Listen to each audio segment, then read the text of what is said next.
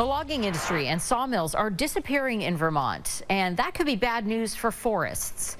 John Mingle wrote about it for 7 days and joins us now to explain. So why is the declining timber sector bad for the health of forests overall? Sure. Well, it may sound counterintuitive, but, a lot of the folks I spoke with for this article, foresters, state officials, people who work in the forest products industry, and even folks from conservation groups, they were trying to get this message across that, with Vermont's forests coming under threat from a variety of pressures, climate change, fragmentation, it actually is important to have some human management, which often means harvesting, people getting involved in managing private woodlots, but also public lands for different objectives, for resilience to climate change, for supporting local livelihoods, for wildlife habitat, water quality, all the things that Vermonters want. You wrote about the A. Johnson sawmill in Bristol. It was 117 years old when it closed at the end of 2023.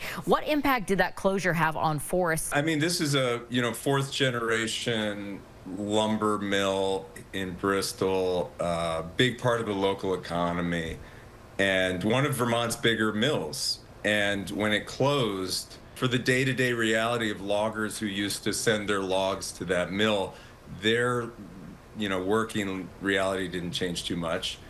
But it's more about what it signals for the longer-term future of the forest products industry in Vermont and the forests themselves. Vermont is 77% forested. There's concern that as forests kind of get divvied up, 80% of Vermont's forests are owned by private landowners, and there's this really strong trend towards smaller and smaller parcels, and it's just getting harder for loggers and sawmill owners to access those forests. So the industry is kind of contracting, similar to the dairy industry in Vermont. For a lot of people, who just are used to hiking or mountain biking on the weekend or driving by and looking at the forest and thinking, oh, it'll be fine if we just leave it be.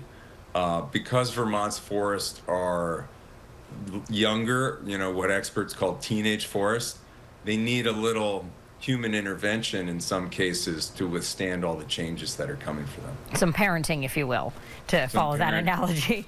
So briefly here, what's causing these mills to shut down? If you ask the owners of some of these mills, like A. Johnson, they will tell a story about losing a technological arms race to much bigger mills in Canada. Times have changed, and Vermonters, we don't just look at our forests as a big lumber yard anymore, nor should we.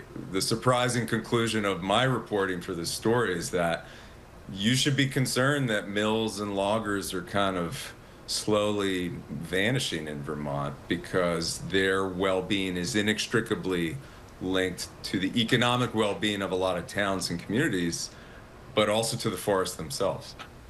Your writing is the cover story of this week's 7 Days. John Mingle, thank you so much for joining us. Thank you.